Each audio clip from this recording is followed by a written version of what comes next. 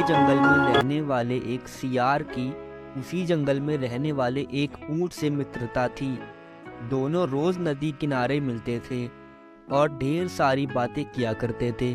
बातों में कैसे समय कट जाता उन्हें पता ही नहीं चलता था। सियार बहुत चालाक था, लेकिन ऊंट सीधा साधा था। यूं ही दिन गुजर रहे थे और उनकी मित्रता बरकरार थी। एक दिन सियार को कहीं से पता चला कि नदी पार स्थित खेत में लगे तरबूज पक चुके हैं।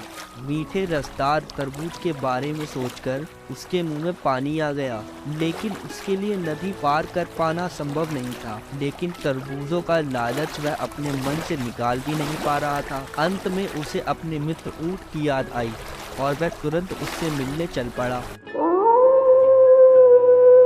जब वह ऊंट के पास पहुंचा तो उसका स्वागत करते हुए ऊंट ने बोला, आओ मित्र आओ, आज दोपहर को ही कैसे आ गए? मित्र, मैं तुम्हें नदी पार लगे खेत में तरबूज के बारे में बताने आया हूँ। सुना है तरबूज पक गए हैं। ऐसे मीठे तरबूज खाकर तो तुम जरूर खुश होगे और तुम्हारी खुशी में मेरी खुशी है। मैं भला कैसे तुम्हें बताने ना आता, बस दौड़ा चला आया इसी बात को सोचकर। सियार ने चिकनी चुपड़ी बातें शुरू की। ऊंट को भी तरबूज का स्वाद पसंद था। वह बोला, धन्यवाद मित्र, मैं अभी वहाँ जाने की तैयारी करता हूँ। वाकई तरबूज खाए कितने दिन हो गए। ऊंट को अकेले ही जाने की तैयारी करते देख सियार बोला, मित्र मुझे भी तरबूज पसंद है। मैं भी तरबूज खाना चाहता हूँ, लेकिन क्या करूँ, मैं तैर नहीं सकता। कोई बात नहीं, तुमने तरबूज खाए तो मैं समझ लूंगा कि मैंने भी खा लिया। ऊंट बोलता है, कैसी बात करते हो मित्र, क्या मैं तुम्हें यहाँ छोड़कर जा सकता हूँ? मैं तुम्हें अपनी पीठ पर लादकर नदी पार के खेत में ले चलूंगा। हम दोनों मजे से तरबूज का स्वाद लेंगे।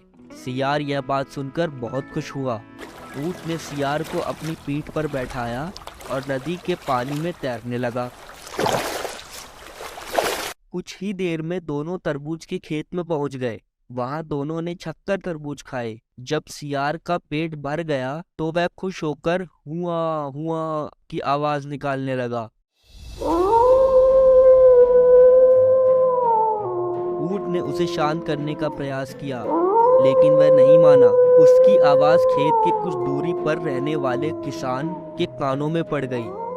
वह समझ गया कि खेत में कोई घुस गया है। हाथ में लाठी लेकर वह दौड़ता हुआ खेत पर पहुंचा, जहां उसने ऊंट को खड़ा पाया। किसान को देखकर सियार पहले ही भागकर पेड़ के पीछे छुप गया। अपने विशाल शरीर के कारण बेचारे ऊंट के लिए कहीं छिपना संभव ही नहीं था, इसलिए वह वहीं खड़ा रहा। ऊंट को देखकर किसान आग बबूला हो गया।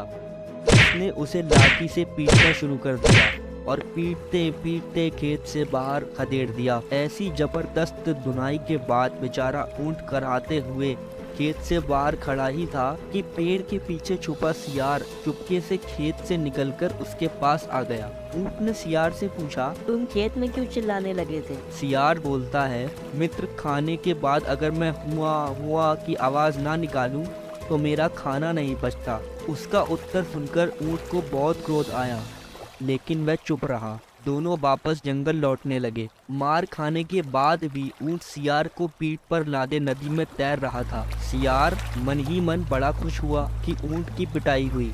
जब वे बीच नदी में पहुंचे तो अचानक ऊंट ने पानी में डुबकी लगा दी। सियार डर के मारे चीखा, ये क्या कर रहे हो मित्र? ऊंट बोला, मुझे खाने के बाद पानी में ऐसे ही डुबकी लगाने की आदत है। सियार समझ गया कि ऊंट ने उसके किए का बदला चुकाया है।